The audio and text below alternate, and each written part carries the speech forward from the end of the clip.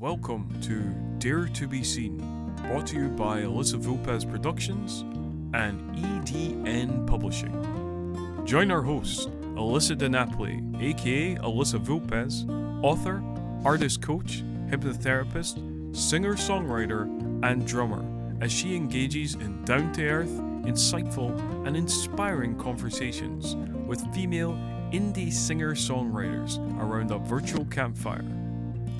We shall discuss the lessons, songs, and personal stories of women who dare to be seen, scratching beneath the surface to give you an insider look into what makes their chosen career sometimes challenging and yet always inescapably compelling. So let's get the show started.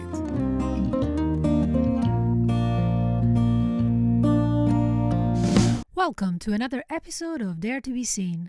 I'm your host, Elisa Di Napoli, aka Alyssa Vulpes, and today's episode features Fiona Liddell. Fiona is a singer, composer, and violinist from Glasgow.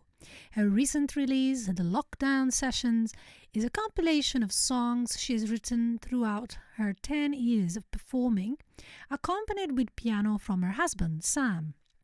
She has performed all over the UK in various different bands and musical projects. Before we meet our guest for today, I would like to invite you to go to tinyurl.com/poddiscount and you will be able to get 20% off my online course Dare to Be Seen, where you will discover how to magnify your presence and command the stage in 10 easy steps so you can perform at your best in front of a larger audience. And now, here's our guest for today. I walked into a nuclear bomb this Tuesday past. I had that anxiety. I thought, this isn't good enough, no one wants to hear it. And that held me back, and I was really afraid to perform any of the songs I'd written. I knew I was born to save the day. And having somebody else sort of contradict the constant voices in your head of this is not good enough and it never will be, that gave me a bit more courage than I would have had previously. There was no chance for us to live. No one's listening to my stuff. Why? Maybe it's because you're not listening to their stuff. Families having a blast, having a blast. Oh,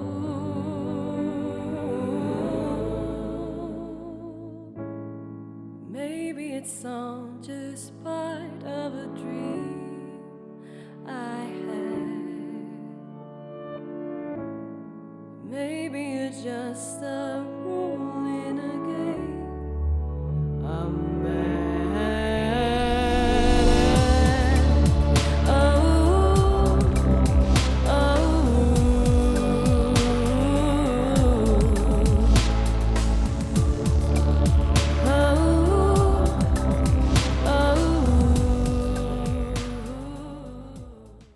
So, Fiona, you are joining us today from Edinburgh, I believe, but you originally are from Glasgow. Is that correct? Yeah, originally I'm from East Renfrewshire in Glasgow. So for those of you that are listening from other countries, that's Glasgow, UK.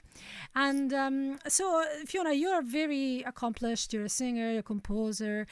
You've got 5 or 6 bands. Now, when I first heard about that, I was shocked. So what are all these bands? Do you want to tell us a little bit about them? Yeah, I can do. So I guess the most prolific or the most active one would be the wedding band that I'm in called the Apollos, which has been going for about 5 years now, though I'm not sure 2020 really counts as a year for wedding bands with everything being cancelled.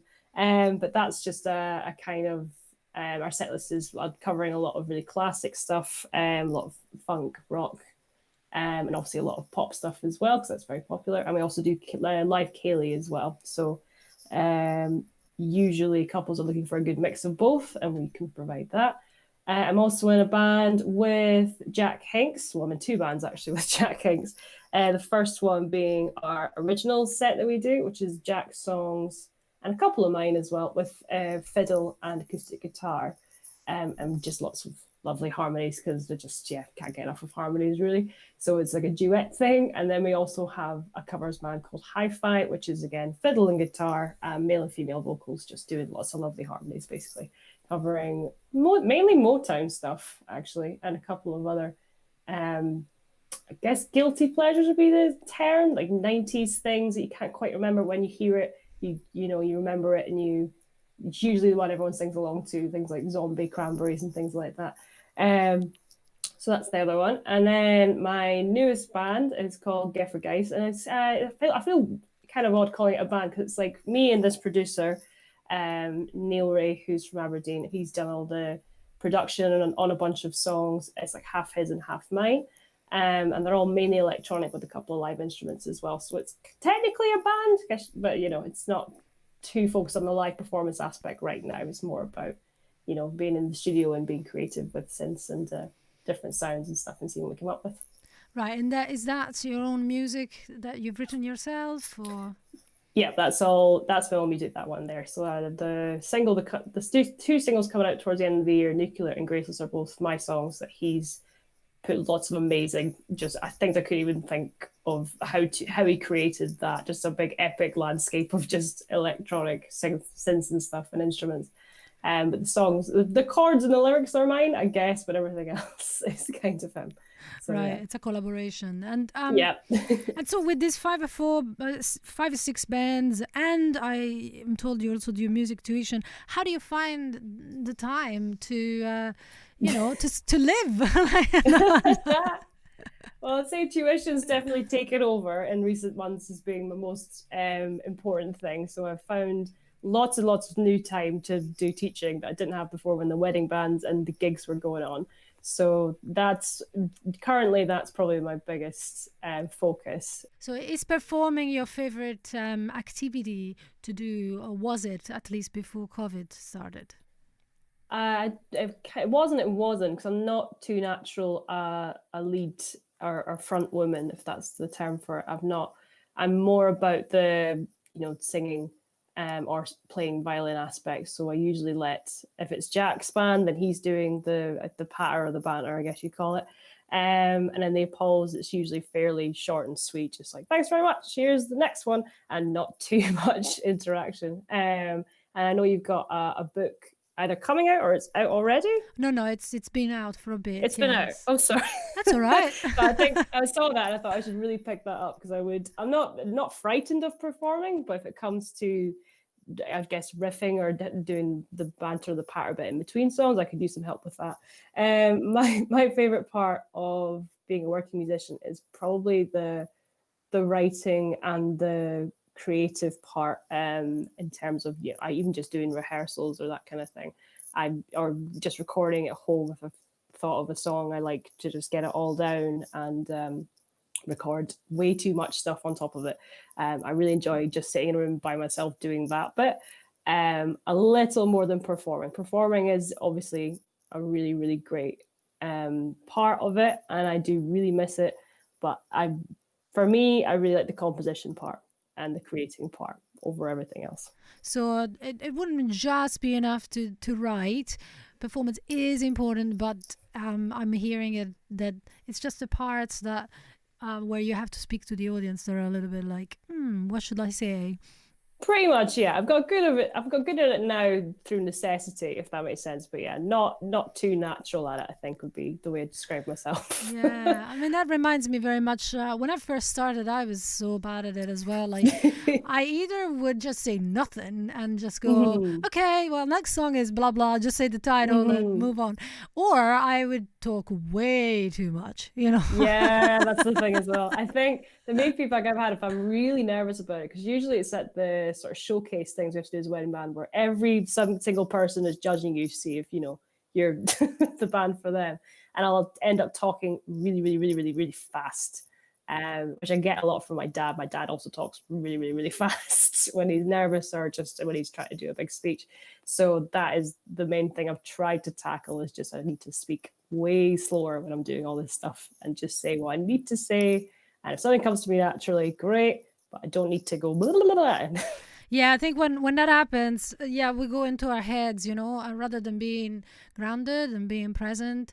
And that's why I think, a couple of things that helped me were breathing really slowly and not talking until I took another breath in, but also just being in my body more and kind of being present in the sense of, I don't know if you've ever done improv, but that really taught me to be present. It was like when you're in improv, you never know what you're going to say. You've never, you're not prepared. But what it is based on is the actual people in front of you. So it's about observation. So one of the things that taught me was when I was in front of an audience is to just observe the audience, and whatever I have to say is kind of based on what's actually happening in the moment. Yeah, rather than, having key phrases or that kind of thing, which I think I do a lot. I've got a crutch of like, okay, this worked last time, so I'm going to just say it every time after that. But I like your point about observing the audience and judging. Yeah. Or reacting, to what's actually going on in the room. So I might try that. Yeah, and also, you never know. If you've got a fan that's been there to every single gig, they might recognize the material and go, oh, I've heard that joke before. Yeah, that's fair. Oh dear, yeah, that's fair. Luckily, most of the weddings don't have too much crossover, I don't think. But I imagine, the people who come to see Jack's Gigs may have heard a few of our jokes too many times at this point. Yeah, probably. So anyway, going back to your many activities, and you obviously are a working musician, and you're saying you do tuition. So is that violin tuition? It's violin and it's vocal tuition as well. I do a bit of both. So my vocal tuition is very much directed towards sort of freeing the voice. It's not any particular style. I'll tailor it to people's styles if they want, but in general, it's how to sing sort of healthily and with ease, over than trying to sing in a specific genre, if that makes sense. And the violin tuition is classical violin up to about grade 8 level. But I try not to use too many of the grade mentality, just because it's quite, you need grades to get into uni, and that's kind of it. I've kind of found as someone who's done the grade 8, and then when I got to uni, it didn't matter what grade you were at anything. It's about what you could do and what you could create. So I try to not put that stress on my students unless they really want to take music further, or they think an exam would give them a good goal, because I understand that as well. So I do a mix of that. Right. And I also do Scottish fiddle tuition as well. So just playing sort of really older, like very, very old violin stuff that you would usually hear at Ceilidh or that kind of thing. Right. Irish jigs. Celtic music. There you go. Celtic fiddle music.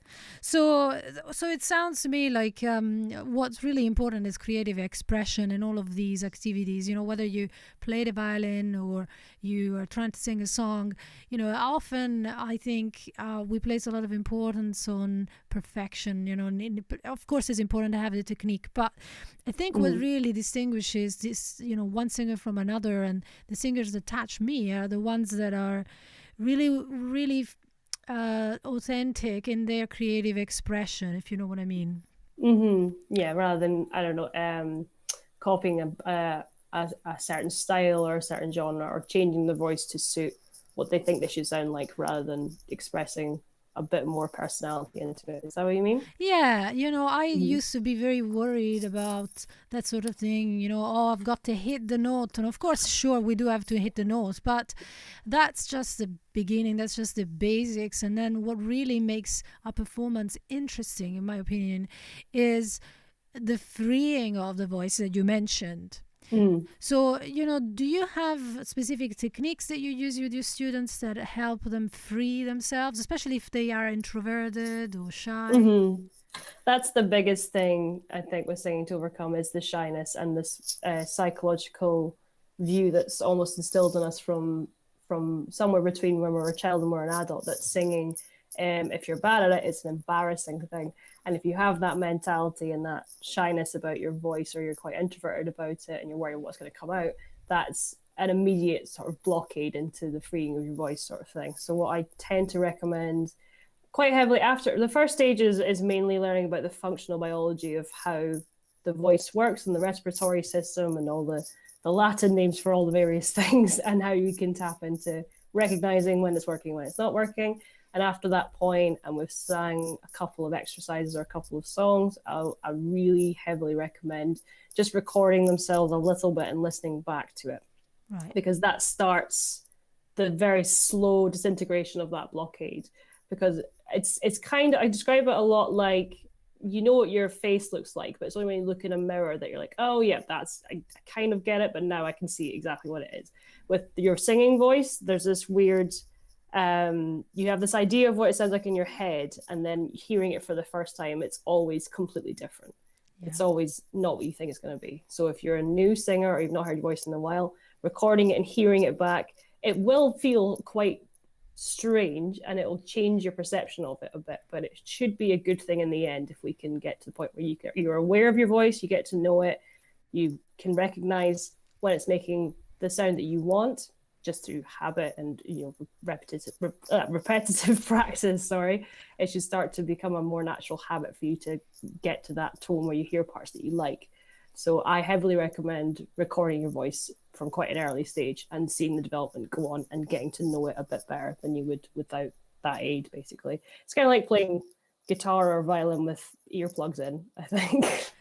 So that sounds all good in terms of figuring out what to do better. And when you hear yourself being recorded, do you find that people freak out ever recording their own voice and criticize themselves a bit too much?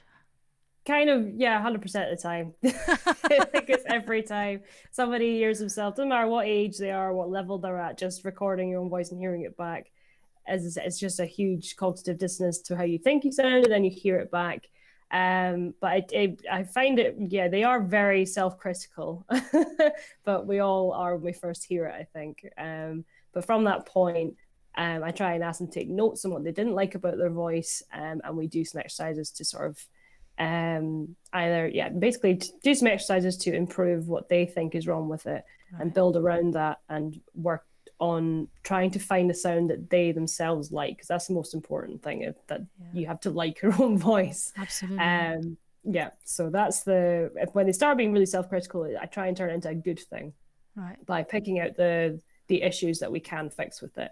Obviously you can't change your voice to be somebody else's, that would be insane, but we can do the best we have with your own instrument, and get the best result. And the first thing to do is actually break down what you don't like about it, and if we can find a way, like placing the voice is really important, so finding a different exercise with different vowel sounds, different genres is really important, so you sing in a different way for different songs or different styles, and a couple other things like just dynamics is really important, and proper breathing is important, because quite often when you're putting yourself on, when you're recording your own voice for the first time, it's quite nerve-wracking as well. So as I said before, that has a psychological impact that makes you not want to be loud and disrupts the breathing process.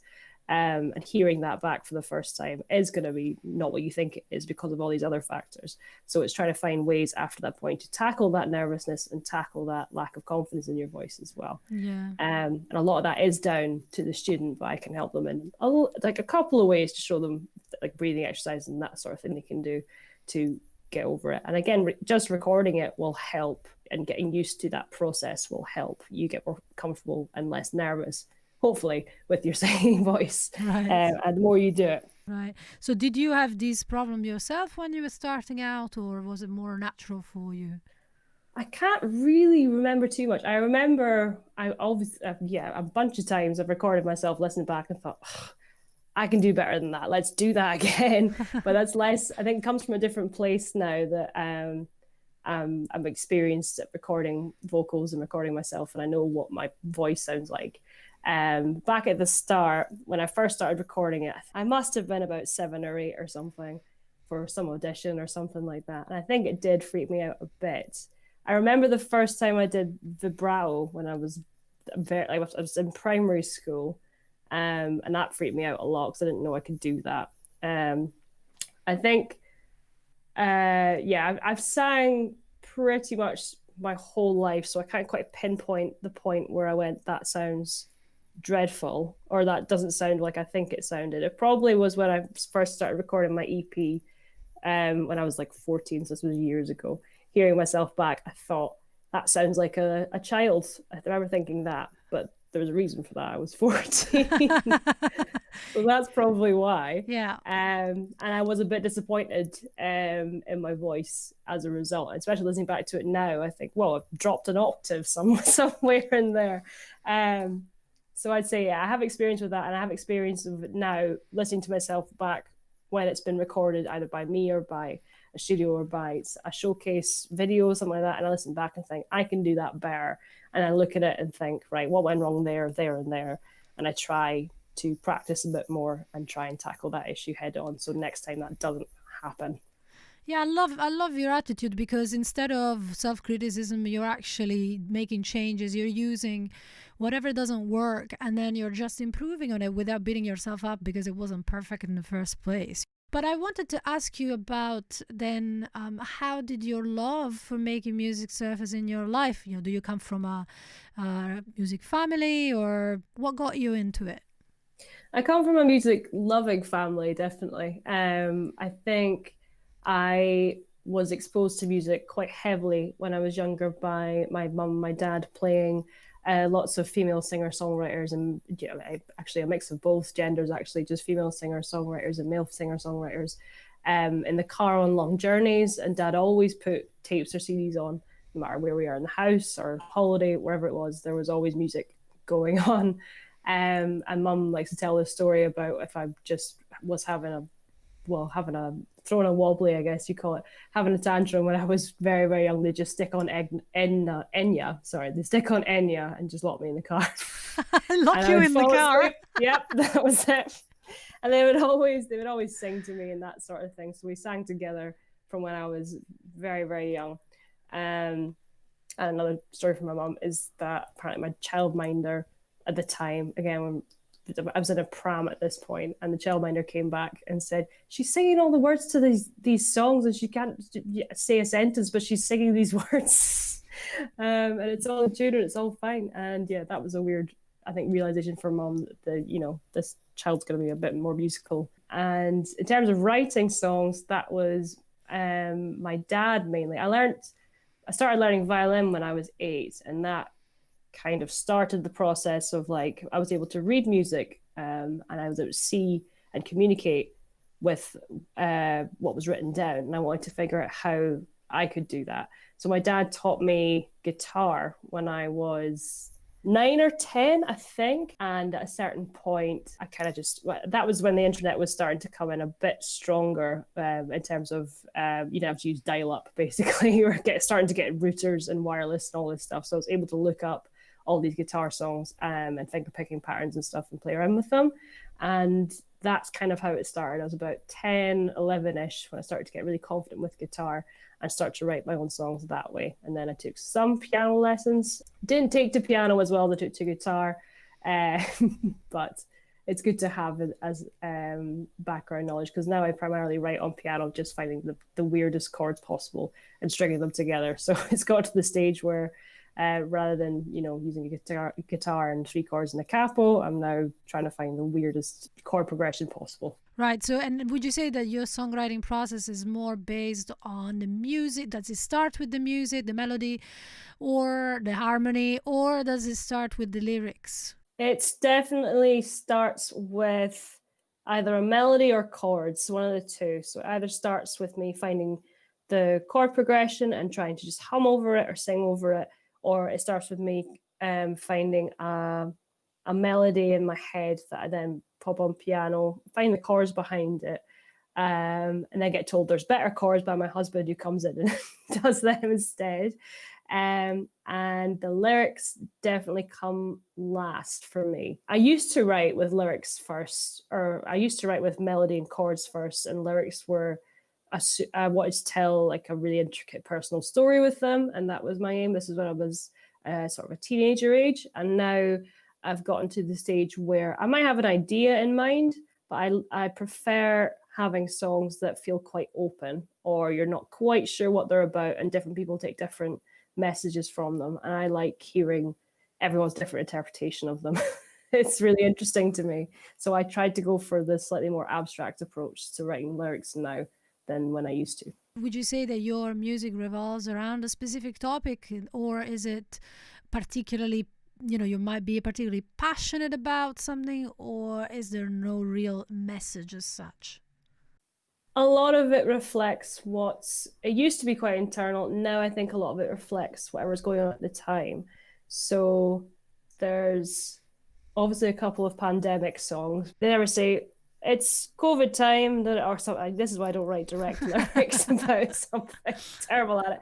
But they dance around it with like poetic, metaphorical words and that kind of thing. So it means the idea I had, the original idea I had to me, but somebody else it might be about their breakup, or it might be about politics, it might be about heartbreak, it could be about anything. But to me, the original idea kicks off the sort of the rhythm of it and the flow, the poetry of it. But it's all it's a lot of it's based in imagery as well, which is quite hard to pin down. So I think that if I told everybody the original ideas behind these songs, it would kind of ruin the mystique of what each one is about. Not that there is that much mystique, really. I'm making it sound more impressive than it is. But come on now, you're being modest. Yeah. Like I've got one about a nuclear war, and I've got one about FGM, and I've got one about lockdown. I've got one about being in love with my phone. It's quite a wide range now. There's not too much of a direct, I'm going to write 12 songs about this thing and make it a concept album. I don't really do that too often. Right. So your albums, like the live album that is coming out and your future releases, they are a collection then of songs that you already written and you put them together in an album, or there is a theme? It's usually songs from different periods in the space of a year. So obviously it's a bit slower that way, but it gives us a wider range of topics to cover. So this one coming out next year, the home recorded one, is a collection of songs I've written since I think the first one on there, Raised, I was about 14 when I wrote that one. And then I think the second song on the album, Screen Time, is my second most recent one. So it's seeing this big spread of about, how old am I now? About 12 years, over a decade of writing music. And I thought it would be an interesting idea to take one from when I was very young to where I'm at now, and the spread in between. So it's kind of like a timeline, I guess. This one, Lockdown Sessions, is like a timeline, but the next one should hopefully be a bunch of new songs written in a bit of a tighter space of time than 10 years, because 10 years is quite a long time to craft an album. So have you noticed then a change in terms of how you write songs, apart from what we've already discussed, but in terms of themes, that's related to your age, or not really? To explain what I mean is, I've met a lot of singer-songwriters, including myself, that used to write songs that were very, personal and about relationships and about, teenage angst and all that stuff. And then as we've gotten a bit older, hopefully wiser, I started to kind of look more outside of ourselves and at what's happening in the world. I mean, has that been the case for you? I completely agree with that. Yeah, I think that's what's happened. A perfect example is that the first song on the album, Raised, is very much about the street I grew up in. And then the next three, I think, cover a variety of topics that have absolutely nothing to do with me, really. They're comments on the digital age and how we spend too much time with our devices, or we spend the perfect amount of time with devices. It depends how you look at it. There's no clear opinion in that one.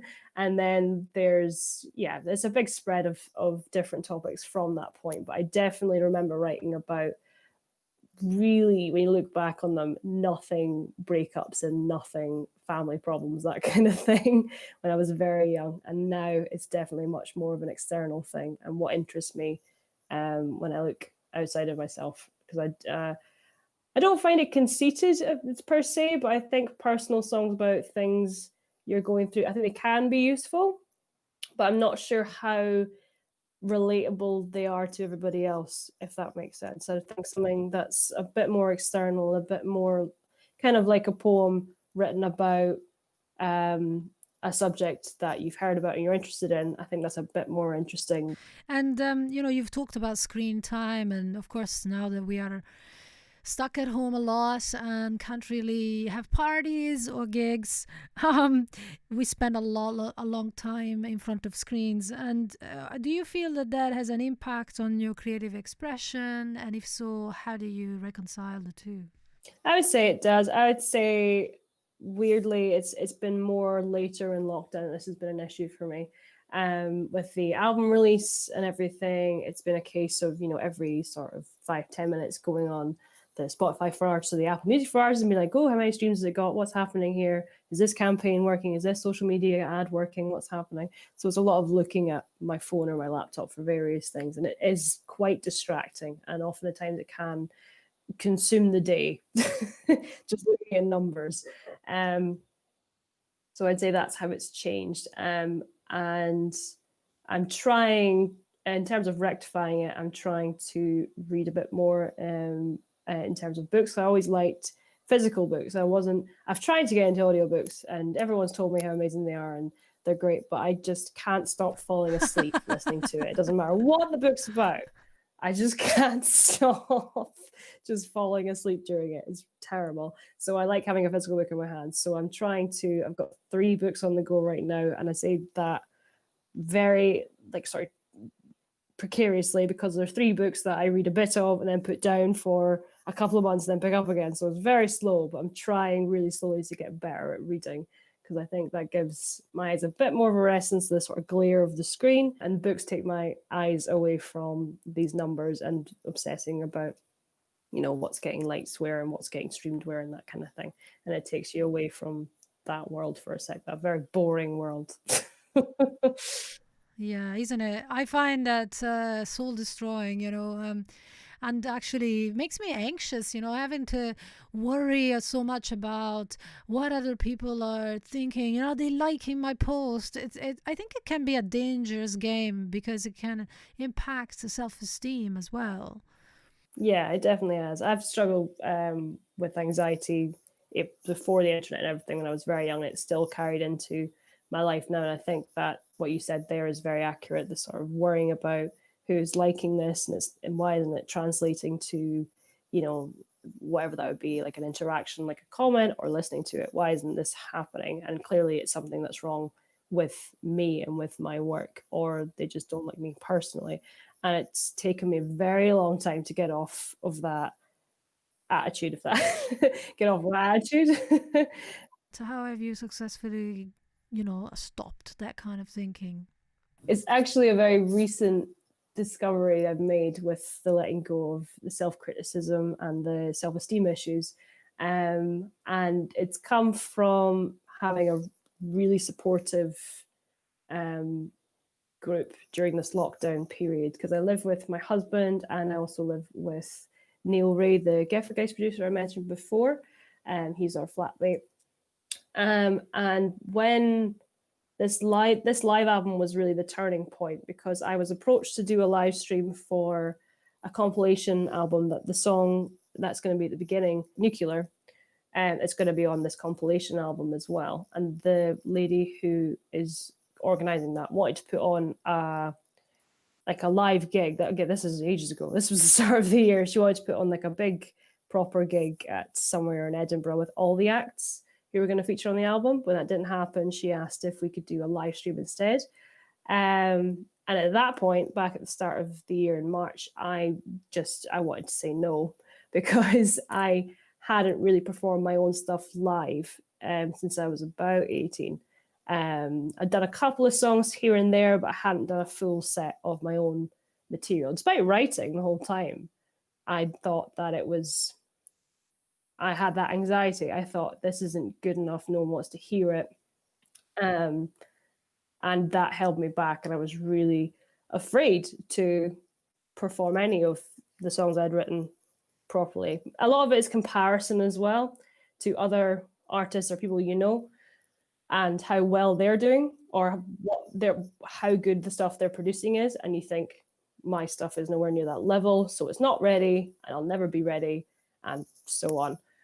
But luckily, my husband Sam, over the series of many not so, like discussions about it, really convinced me that it'll be fun. First of all, we'll take all these songs with piano backing and we'll flesh them out, and it'll sound great. We'll rehearse loads, we'll get it sorted, we'll produce something that you'll be proud of, I promise. And having somebody else sort of contradict the constant voices in your head of this is not good enough and it never will be, to have someone outside of yourself, even if it is your husband, who's got to say that stuff by law anyway, it really helps to quell that. That gave me a bit more courage than I would have had previously. Absolutely. I mean, you could have a bad husband who criticizes you all the time, but you were lucky. True. I've been there. It's fine. That may be where it stems from, to be fair, but managed to get it away. Yeah, I think we have to be our own, husbands as well, in our own heads. Pretend that there's someone else in there who's encouraging instead of putting us down all the time. But I get it. It's just a habit, and. I think it's about catching it every time, and realizing, okay, this is just an old record. We're stuck on the record.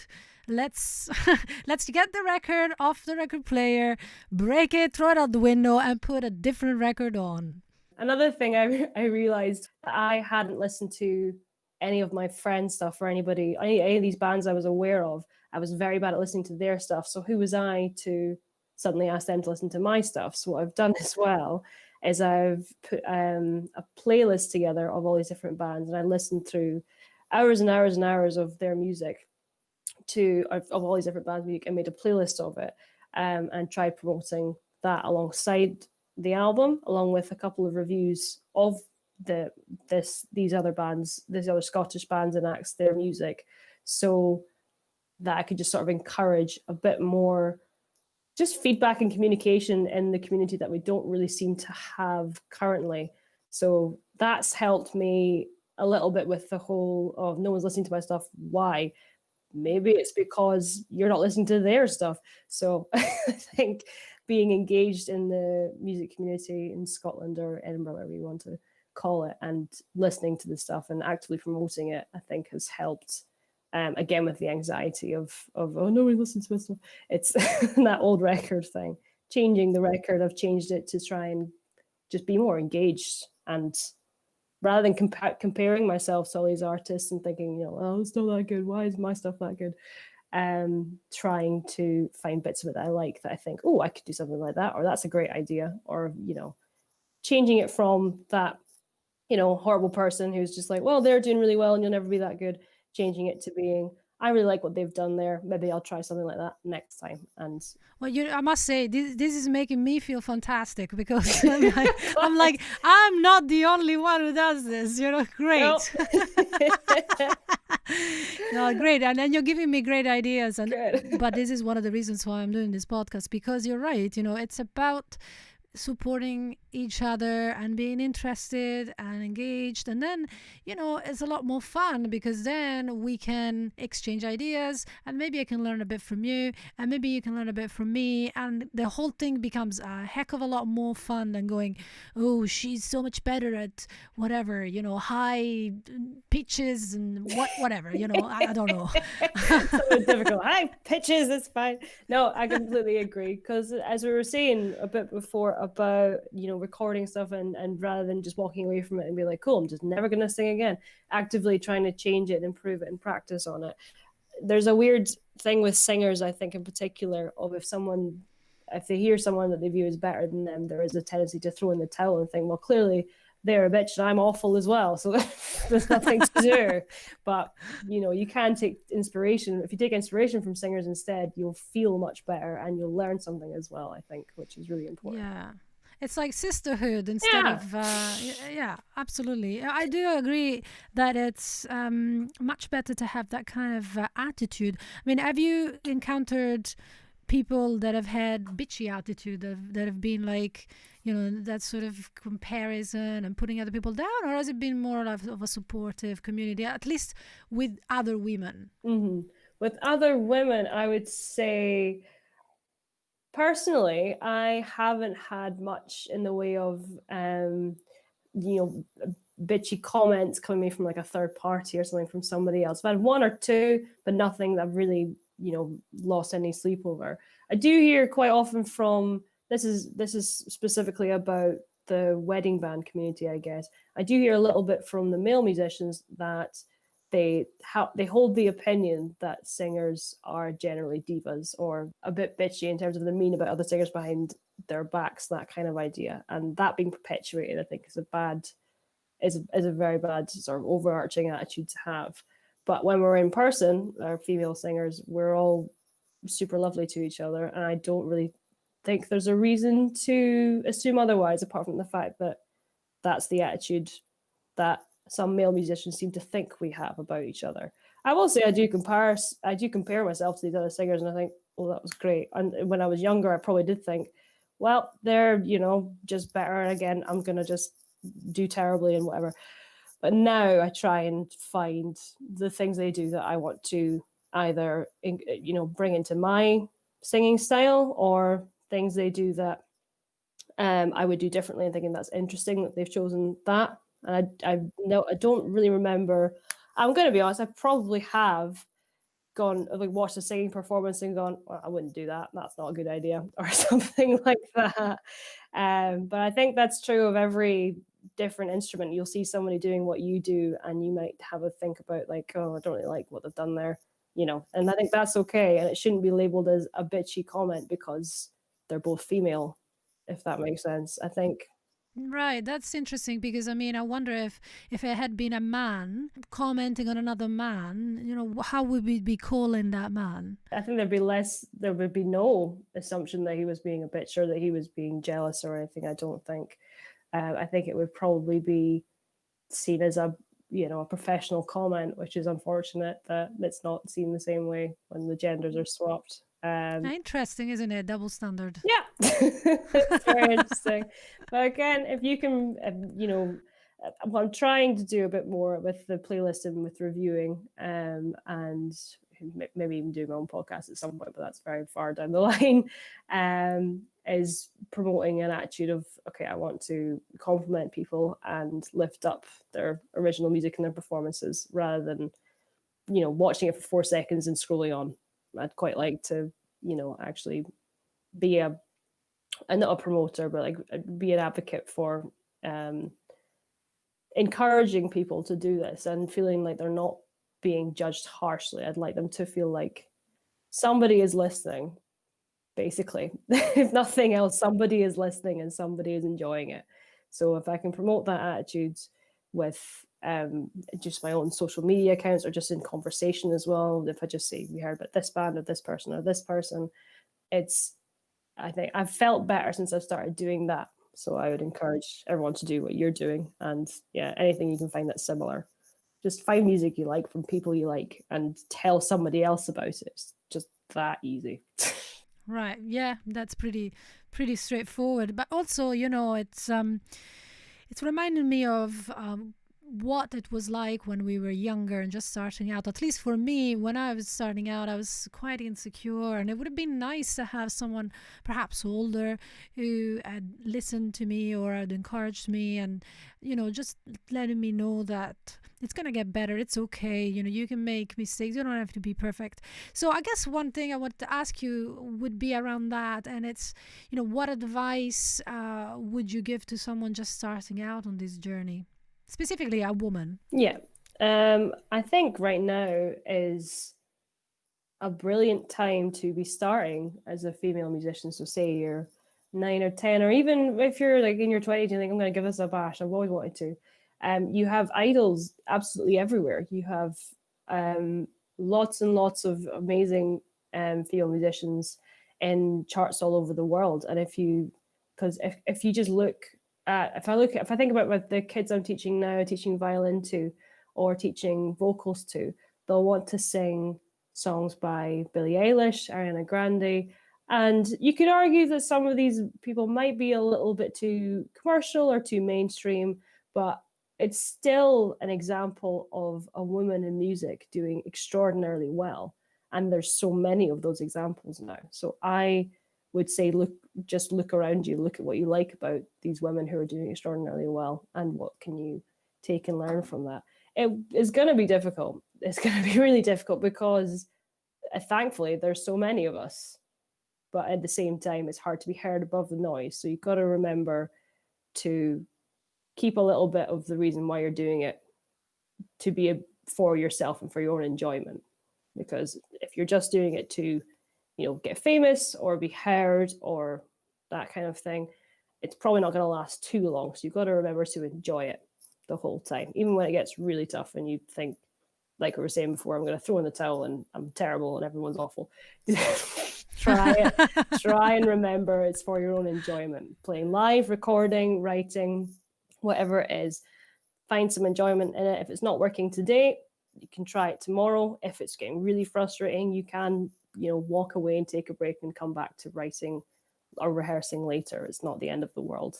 So just, minimizing the stress you put on yourself for the validation of other people. I think if you are performing something or writing something with the specific reason being that other people have to hear this, it doesn't matter if I like it or not, you've already shot yourself in the foot. I think you've got to keep it a little bit personal in terms of just, this is your passion and this is what is making you happy. If it's not making you happy, I don't really know what you're doing here. That would be my very rambly advice for anybody just starting. I think you've really onto something there. The idea that you are doing this because validation is a bit of a trap, because even if you do get the validation, it's not something that you can actually control. So eventually you might not get it. And then when you don't have it, where is your self-esteem? You're not going to like it anymore. You're not going to like making music anymore. And you might even lose the enjoyment you had before. And it's just too fragile and too much power to give other people. Yeah, validation of other people.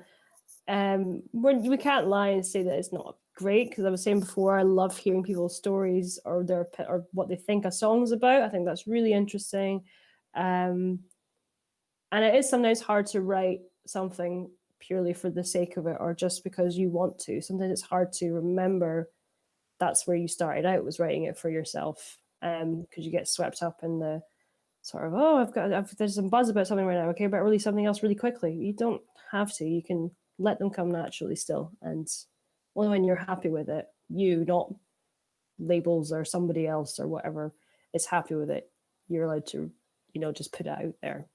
Okay, so I think it's time to share some of your music with our audience. And before you do, I wanted to ask you a little bit about the song that you're going to play.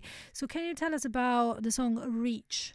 Yep, it was originally written a few years ago during our rehearsals for a fringe show, an Edinburgh Festival fringe show with the Loud Poets. It was the backing riff the piano was just a slight riff I came up with for one of my friend Kevin McLean's poems called Childhood Memories, which was a lot about the sea, and it was about nostalgia, and those were the kind of themes of the poem itself. So I took that and wrote the chorus for it during that fringe show and during the rehearsals, and was performed 30, 40 times, something like that.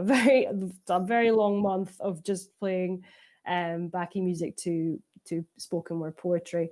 And during that time, myself and Jack Hinks, who I've mentioned previously, crafted it into a full song on its own. So without the poetry, with verse, chorus, verse, that kind of structure. And this is the end result.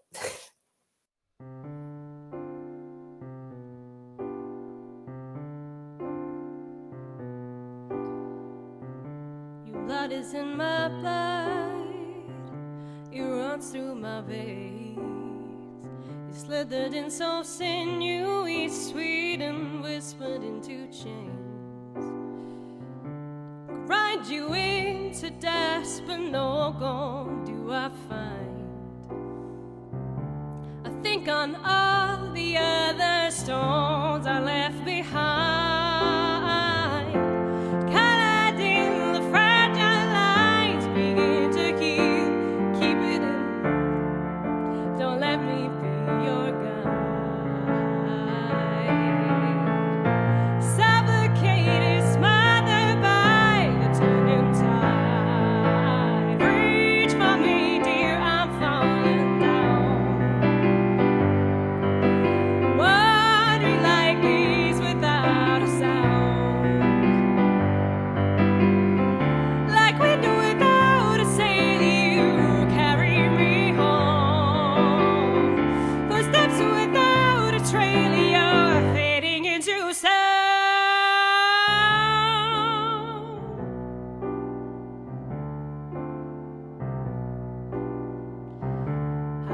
start again. Erase lines of trace. How can I leave when it's me who needs an enemy to face? Follow blindly down behind the burning faith. Forget the facts, the signs that not a hero make. If I falter, if I fail, lost at sea, bury the trail. Watch this woman break and break. Throw me over, let me down, swallow pride. Reach for me, dear, I'm falling down. Wandering like these without a sound. Like we do without a sail, you carry me home. Footsteps without a trail, you're fading into sound. Waves are breaking down my spine. Cease the flow, don't turn the tide. Watch the water take and take. Sing it slowly, on the ghost can hear my call. I die in vain, the cold I'll never find.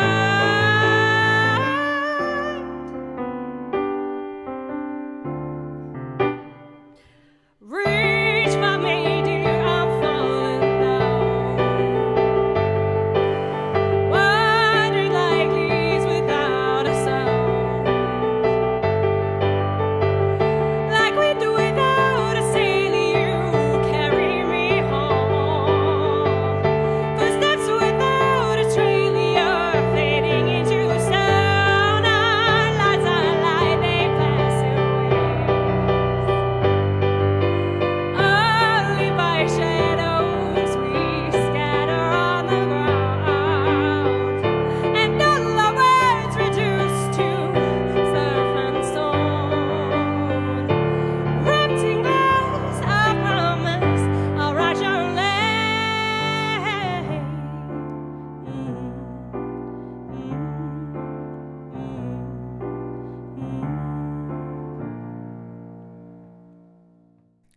Oh, thank you for that. That was lovely. And so before I let you go, tell me a little bit about what's the next level for you. You've got some releases coming out.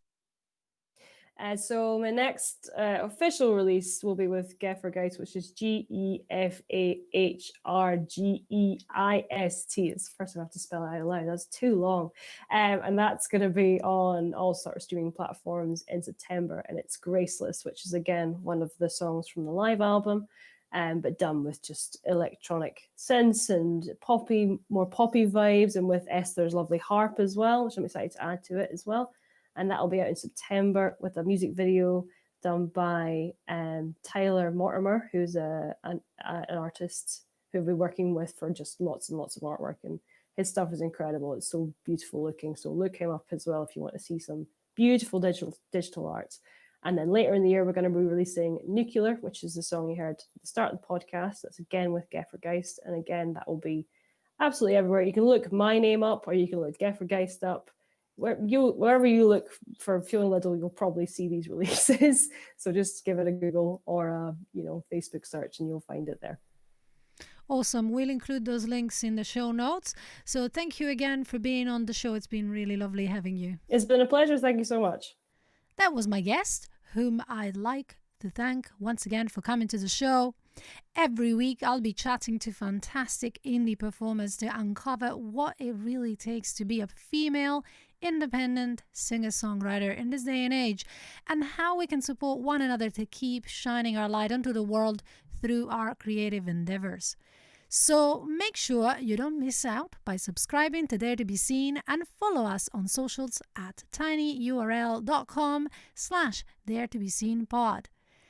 I've been your host, Elisa Di Napoli, aka Elisa Vulpes. Thank you for listening, and please do rate and review the show. I'd love to hear your thoughts, unless you hate me, in which case you can skip that bit. That's all for this episode of Dare to Be Seen. Join the conversation on facebook.com/groups/Dare to Be Seen podcast and help create an empowering community of independent female singer-songwriters who support one another. For show notes, resources, and information on today's episode, visit tinyurl.com/daretobeseenpod. And remember to shine your own unique light onto the world. It needs it.